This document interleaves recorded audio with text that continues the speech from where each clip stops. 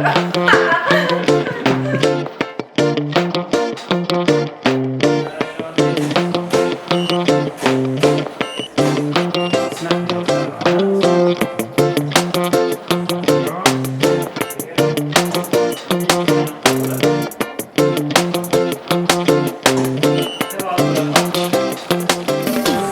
guys, in this video I'm gonna show you how I work together with a client of mine producing content for their web shop, which sells gym clothing for women.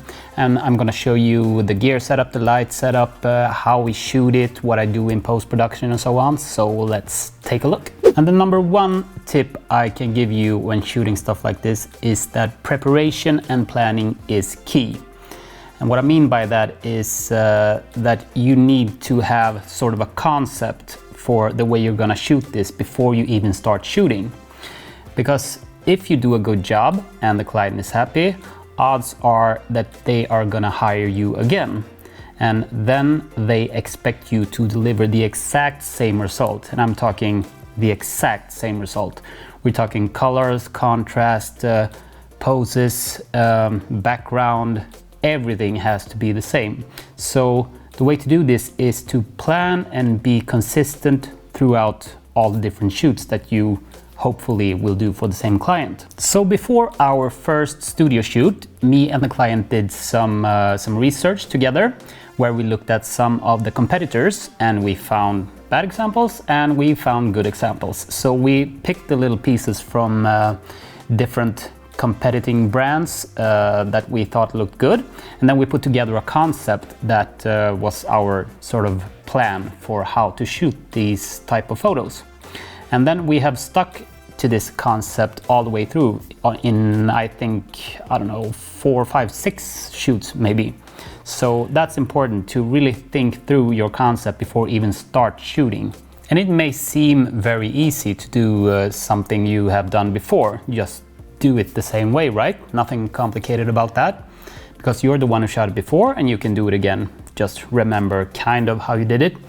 But let me tell you that replicating your own work in detail, the exact same way you did it before, can be pretty complicated if you haven't documented everything. And I'm gonna show you what I mean by that.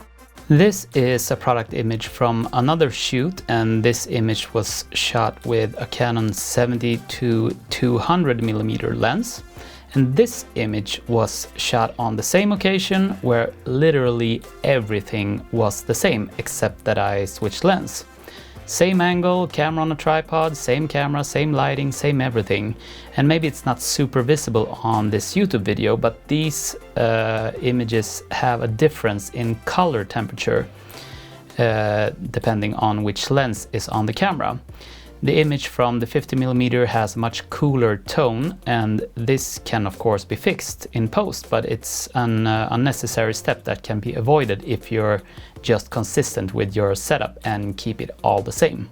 I personally think that it's always a good idea to have the client present in the studio during the shoot, because then they can check that the result is what they're expecting, and they can also be checking these small details, like if a model accidentally covers their logo, or if the hair is doing something weird, or if you have folds in the clothing that doesn't look good, then they can check on those details and you as a photographer can focus on the technical stuff. Because I have done these mistakes before, so I know what it's like to discover once you get home and you bring your photos into Photoshop or Camera Raw or whatever, and you notice something that's present in several hundred photos and it's too late to fix it. And it might be an easy fix, like that a model has some kind of these elastic hairbands, you know, that they usually put around the wrist.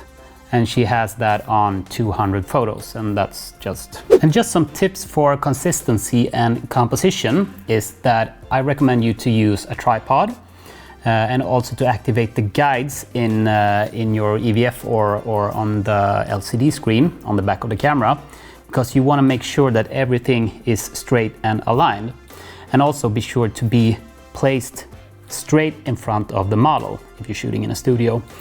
Because if you're sort of off axis, that's going to make a difference where the light hits the model and where the light hits the background and so on. So just keep it straight on, and these guides and lines usually help with that. And also if you have some sort of lines in the floor, that's helpful as well. And sometimes when the model moves, maybe a bit too much to the left or too much to the right, you can just tell the model to move a tiny little bit to the left or a tiny little bit to the right, so she's straight in front of the camera. So when you've done all your research, you have put together a concept that you're going to use for shooting a certain type of images for a client. You're going to do your light setup for the first time. And I recommend you to be really thorough and like try everything out to get correct colors, the exposure that you want and so on. And the easiest way to, if you don't have any tools for white balancing or color checking or something like that, just use a white paper. That's probably the easiest thing you can do, and just shoot raw and then use the eyedropper tool to check the white balance in Camera Raw or Lightroom. Another kind of cheap way to check your white balance is using one of these, a greycard. Costs, I don't know, a couple of 100 SEK, maybe, I don't know, 40 euros, 50 euros, dollars, whatever. And that's a good thing to use, because then you can just check what your exact light setup would mean in terms of white balance. Or you could use a thing like this, a spectrometer. This is pretty expensive. It costs about 1800 euros, and this is the cheapest one I've found. Or you could use something like this, X-Rite color checker. I have tried all these different methods using the color checker, the spectrometer, the white balance card, everything. And the thing is that there are so many factors involved when you're doing color overall. And the more you learn, the more complicated it gets. And my conclusion is that do it the same way on every shoot. Also, regarding white balance and color, it's good to calibrate your screen, of course. I have an iMac with an external screen connected to it, an HP Dreamcolor 27-inch screen. And this screen I have hardware calibrated to sRGB profile because I want to be able to replicate sort of what a client that might have a cheaper office screen might see when he views my photos. So that's just to be able to check, sort of. And it's also good to check on different devices, different screens, in different lighting conditions and so on. I usually try to check it on my iMac, on my external screen, on a laptop, and on my phone to be able to just check that, is this okay? You're gonna see a difference, that's no doubt. You're gonna see a difference between different screens, that's just the way it is. But as long as it looks okay on all these different devices, then you know you're pretty safe. During the preparations for this shoot, before the first shoot, we had a look at some of the competitors to find out if there's a standard ratio for web shop images, because we didn't know. I mean, does everyone use 2:3, or is it something else, 3:4 or whatever? And the conclusion was that there is no standard. We decided to go with a 4:5 ratio for all of these product shots with a model that was going to be put on the website, because that would fit the design of the website and also work well on both desktop and mobile, which is very important, of course. So this is of course an important thing for me to keep in mind when I'm shooting, that all the images are going to be cropped. And I can admit that even on the 4th or the 5th shoot, I'm missing this sometimes. Just small mistakes that means that I have to fix this in Photoshop by extending the background or doing some healing and cloning or stuff like that, because I haven't shot wide enough. I have cropped too hard in camera. So that's a good thing to keep in mind. The final ratio of your photos, if they're going to be cropped, that's very important to minimize any unnecessary work in post. For these type of shoots, you're doing yourself a favor if you minimize the amount of post-production, just try to make the images as finished as possible directly in camera, because everything that you need to do on every image, even if it's just a small adjustment, you need to multiply that by maybe 300 or 600 or whatever. Several hundred images are going to be delivered from each shoot. So every little thing is going to result in a lot of work in post-production. So that's a good thing to keep in mind. And here's a walkthrough of my studio setup. This is a thing that I usually do when I know that I will need to make the same setup on several occasions. So this material is not really meant for publishing, it's just my own notes, sort of. I just shoot it with my phone and comment everything so that I know what I mean myself, sort of. And to the left here you can also see a list of the gear I use for this setup. And I think this is a very easy way to sort of take digital notes so you know how to replicate it on your next shoot. And when I do these mobile phone clips, I make sure to film all the settings on my flashes, my light meter, my camera and so on, just commenting on different things like the height of the tripods, what I changed when I switched from full body shots to detail shots and so on, just documenting every little detail. And a pro tip here is also to mark the placement of your tripods with small bits of tape on the floor, because this makes it so much easier to set everything up from scratch the next time, so you know where to place your tripods right away.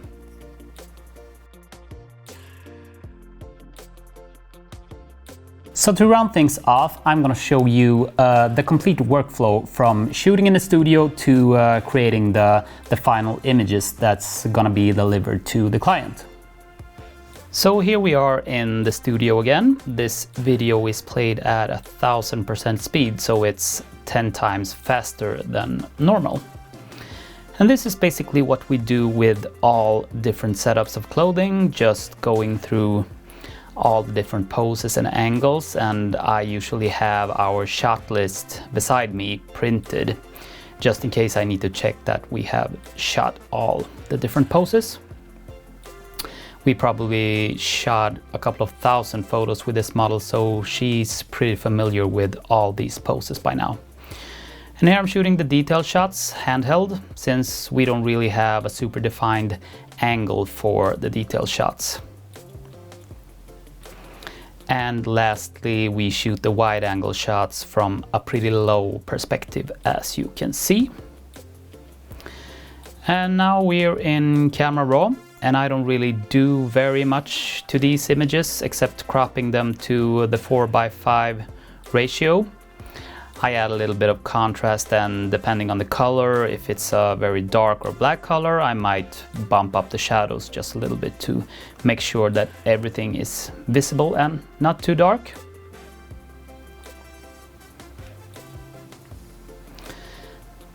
And then I use the image processor in Photoshop to save the images to the final format.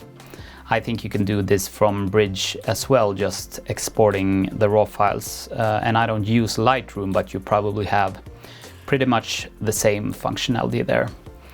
And then I do a batch renaming and embed my metadata, and then we're done.